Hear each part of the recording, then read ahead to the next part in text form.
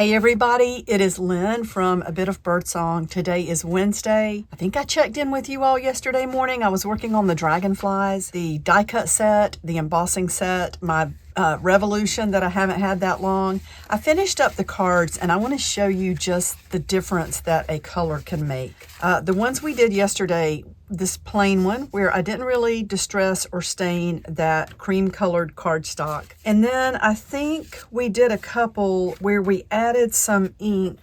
Now this is an old Stampin' Up! Stamp pad in rich razzleberry. I've been using this for a long time. It's probably time to get rid of it.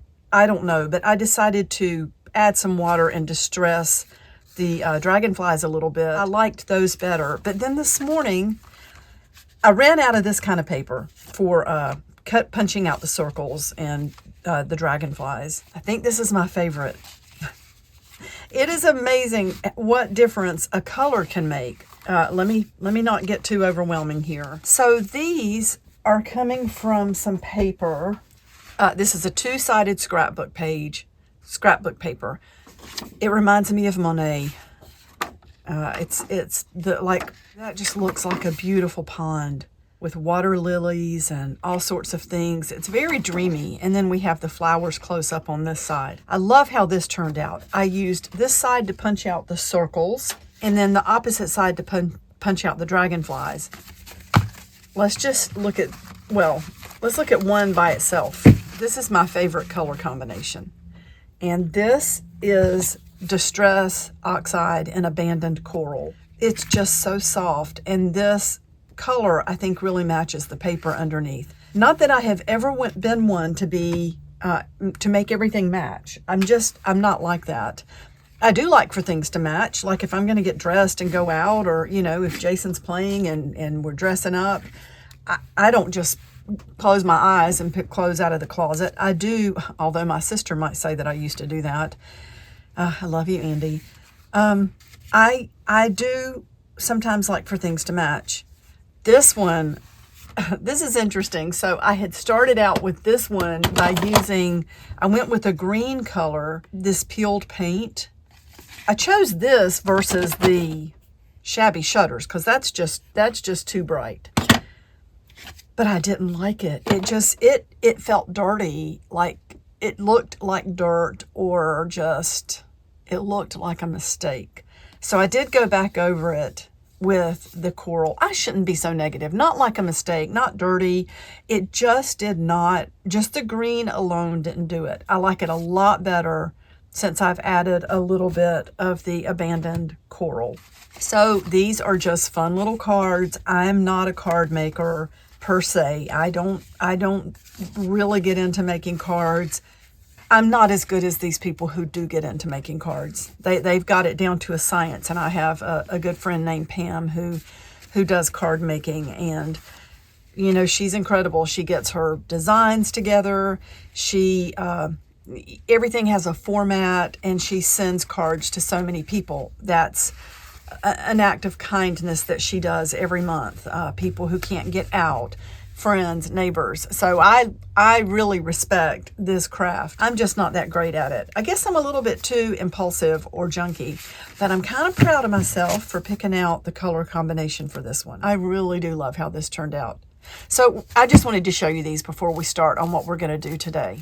One of the things I'm working on today is getting some of my art journals and junk journals back inside the house. Goodness knows, it is just a crazy cycle sometimes. You might remember over the winter, I took a lot of things inside to be able to create with, and I enjoyed that. I liked having everything inside. I think I took a little bit too much inside, but we had a cold winter. That's the way I dealt with it. I did take all of my journals inside through the winter, and then when I dragged a bunch of stuff back out here, I brought my journals back out. But I think I do want the journals to stay inside. It's more conditioned in there. I have an empty bookshelf in there where we moved some cookbooks. So I'm taking these inside, and I sort of wanted to sit down and catalog or go through my journals, especially since somebody asked me recently, how many journals do you have? I have no idea how many journals I have. So I wanted to just go through these as if I'm just sitting out here going through things. Many of you will remember this journal, I think, Poetic Rust. I love this one. I was working with sewing in signatures with a sewing machine, and I had planned to sew these signatures to these little strips of fabric with the sewing machine, and I safety pinned them to sort of hold them in place. And the more I safety pinned, the more I loved it. So I decided to leave it that way. And this is a journal that I sent into Stampington to see about getting it published, and they did publish it. So this was in April, May, June issue of 2021. Totally unexpected. I had no idea that it would end up being an article like this, but I did want to share that. I have a lot of new subscribers, and I don't think everybody, so that you can see that binding there. I don't think everybody here has seen this journal. But I'm just flipping through some of these books to kind of document what I have and to remind myself what I have. So this is episode 1 of going through journals and taking them inside. Some of these, it's been so long, I don't even remember how they all open. Oh wow, that's a huge flip out there.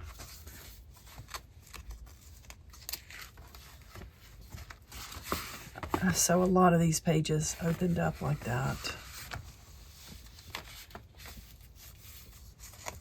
Huh. It's fun.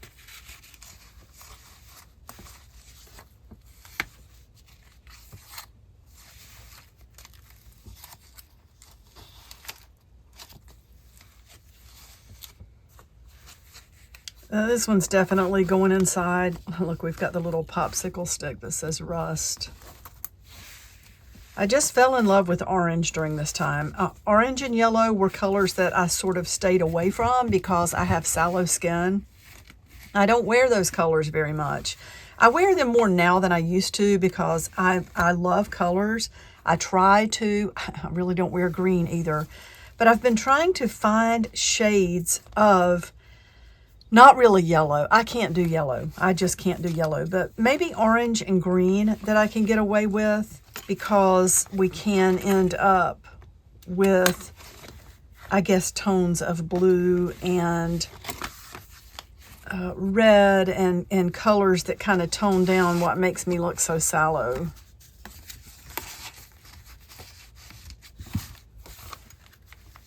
And then this journal actually ended up getting little bits and pieces of it published, I think 3 more times. I think the copy after this, I think the volume after this had a little bit in it. And then actually the one that's out right now has got a little snippet from this journal. So I guess they keep things on file to be able to keep pulling from, which is very cool. I'm so impressed with that whole company, the magazines they put out, the quality of the magazines. And when you consider the quality of the magazines and how long they last, I have so many issues of art journaling, some of the jewelry magazines, the paper doll issues, Somerset Studio, In Her Studio, all these different things. You can keep going back to those and get inspired over and over again. So they're not, when you think about that, the price is not bad. Plus it lets me go on a special trip to Barnes & Noble and get a Starbucks coffee and browse around. I always look forward to going and get my art journaling that way. So that one is going inside. Let's see what this is. And I did not pull these out in any special way. I think I found these charms at a thrift store. I just pulled out what was sitting on the shelf that I looked at first. This may have been a journal that was put together. I never know if I should lower my expectations or stand on my demands. Can I be both kind and demanding? Got the word doubt stamped there. And it goes on and on and on. The world keeps spinning. Oh, she's cute. I don't know if I have her in any of my zines. I think I'll mark this page. Just taped over her. I don't remember why. Magazine images. Those are photographs. I think I found those, somebody else's photographs at the scrap exchange. They sell all sorts of things like that. And sometimes they're just fun to work with.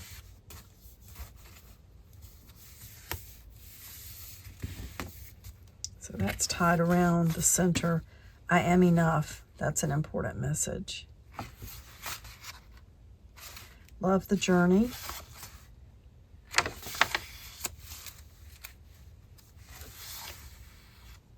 So wax seal there. Ink stamp. I still have that one and use it. Oh, I like her. I don't know if she is in any of the zines. I'm 59 years old today. It doesn't seem possible. I'm grateful for every year I've had.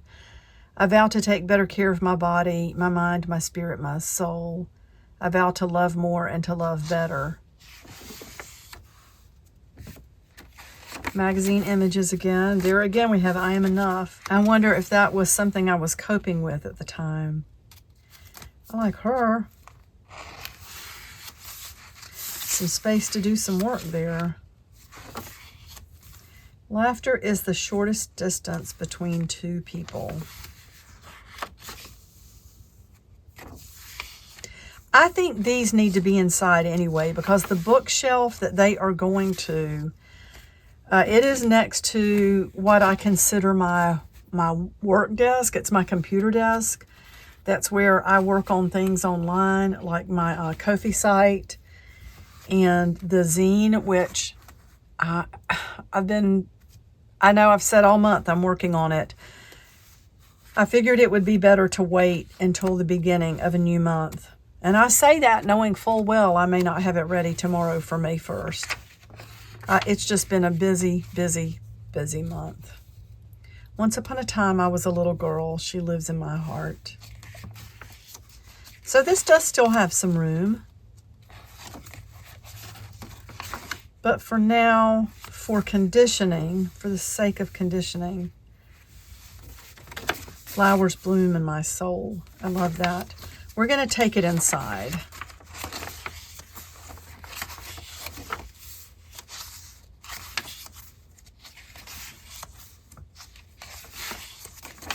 Yeah, there's more space in here. I love this. Do not be dismayed by the brokenness of the world. All things break, and all things can be mended. Not with time, as they say, but with intention. So go. Love intentionally, extravagantly, unconditionally.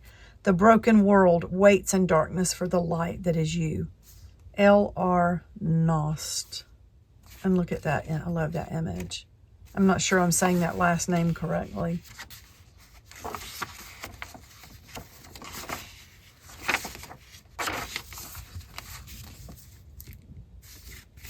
And then just a little bit of packaging with some stuff sewn inside. And that's a beautiful image. I don't remember where that came from. That one's going inside. Oh, this is a fun one. I have a hard time keeping all these butterflies untangled. This has got lids to bottles, washers, pull tabs, all these beautiful butterfly beads. And then what was that? Oh, Easter was Sunday, 4/4/21. So that's an April journal that is now 4 years old. This is a cardboard cover. It has some flip out pages. And I do journal. Like on this box, this trashy box, Jason has been making an amazing sauce with Bass Farms hot sausage and clams, like a spaghetti sauce over pasta. Yum. It was really good.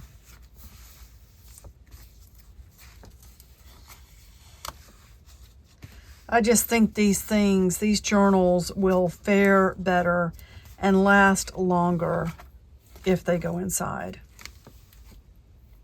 I like having them out here because they're pretty on the shelves, but it's not worth having them ruined.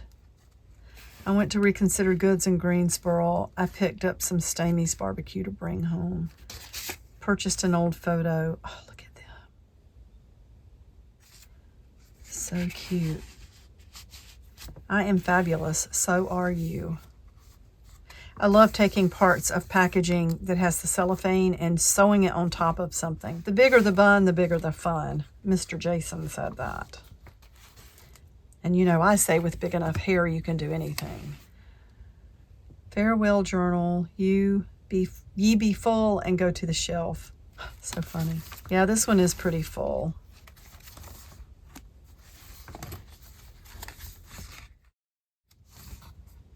I like her.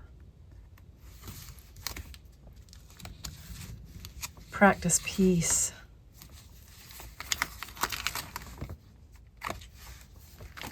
If you deny your inner voice, who are you? Beautiful Marilyn. Yeah, this needs to go inside. Every time Jason and I go to Greensboro, it seems like we end up going to Stamey's. That place has been around, look, 91 years and still smoking.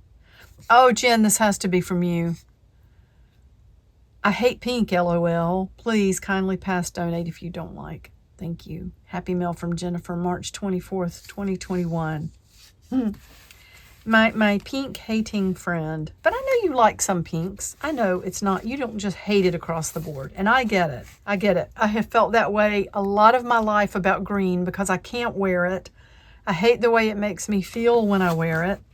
Although I spent a year and a half in a green Joann's apron. I kind of liked that apron. I don't get it, but I think it's because I loved my job so much. And their aprons, that was clever. It really is clever marketing. And it just felt like when you go in and put that apron on, you've got all these pockets, so utilitarian. So I'm telling you, those aprons, you could just carry stuff around, pick stuff up off the floor. You could keep things with you. Your scanner, which we called the handheld, your phone. Oops, we had to cover her up a little bit.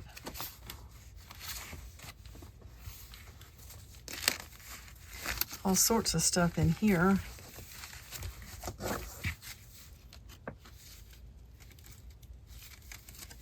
Goes this way.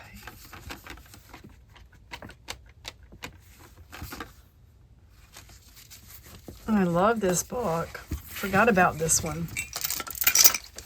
I forgot how much was in it. And then this. So I really like this. This goes all the way back, I think, to the end of 2017, the beginning of 2018. I was so busy at that time. I was working full time for the hospital.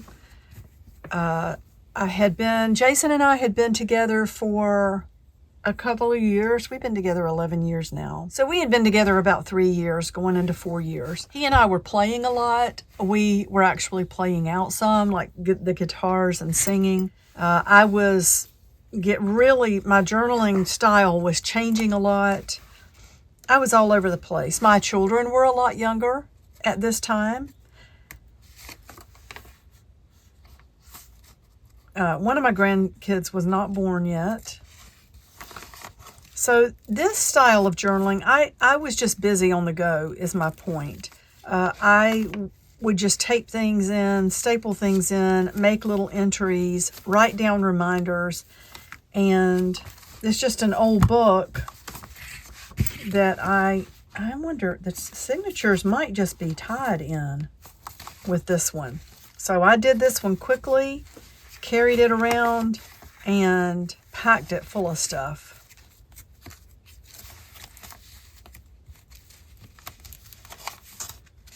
So this will go in. I don't know if I would call this there's a private entry in there. So I do remember that I would try to cover up, look at that, my beautiful new old ring.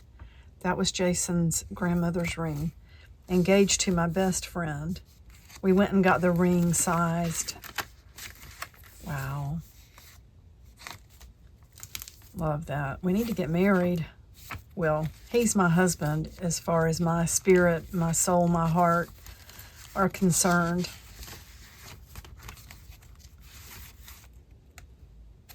January 2nd, 2018, thankful for no aneurysm. I had gone through a cerebral angiogram. Cerebral aneurysms that rupture and kill you or paralyze you run in my family. My real grandfather had one. My dad had one. My half-sister has had an aneurysm repaired, thank God. I remember when she was going through that, they suggested that all family members be scanned. And when they first did my CT scan, was it a CT or an MRI of the brain? They called me and they said, you do have one.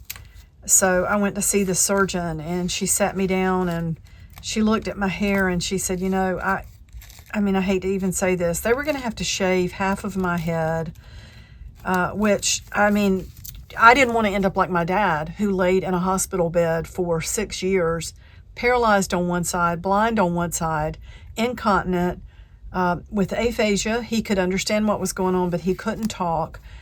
He was tube fed, and that was his life, and it was because an aneurysm ruptured. So I knew that I had to do something about it if I had one. And she was explaining how this place in my brain, if you pointed straight into my eye from one angle and then go straight in from my ear from the other angle and they meet, it was way down in my brain. So she didn't feel comfortable doing they can do it where they go in, I don't remember, what do you call it?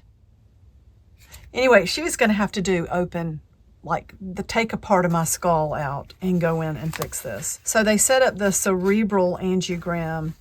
The surgeon who did it, amazing. She was so nice. Jason went with me, and they did a few extra, so she got to the point, I could tell she was thinking something, and I couldn't tell if it was good or bad. I was fully awake through that whole aneurysm. I was fully awake the whole time they did the cerebral angiogram, and every time that they would shoot that dye up into my brain, I could see the vessels behind my eyelids.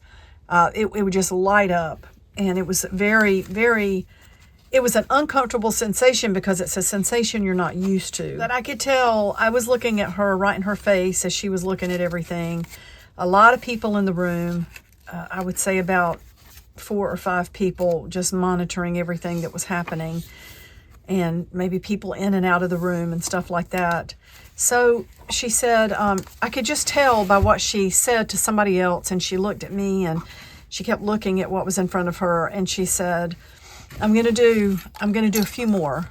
And I didn't ask, is this good or bad? Because I knew it was one or the other. So it ended up not to be an aneurysm. I do think about it sometimes. It is like I don't know if they would call it a normal variant in my anatomy. It is something, but it's not an aneurysm.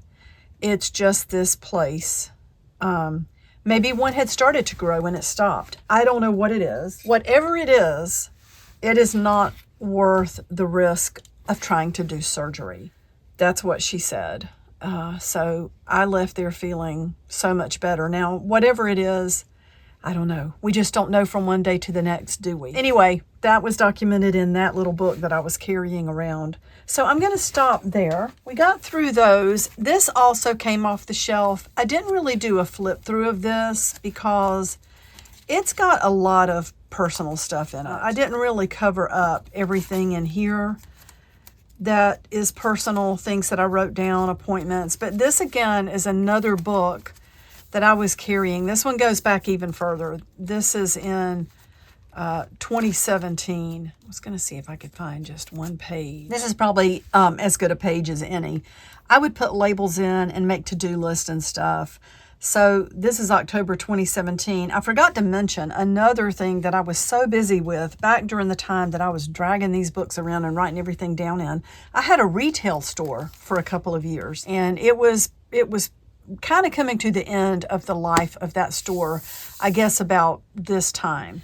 I wasn't really focusing on the art journal aspect at this time. I was just carrying these around and documenting things, stapling trash in. I'm going to carry these inside. I'm going to package some things up while I'm in there and mail some things out.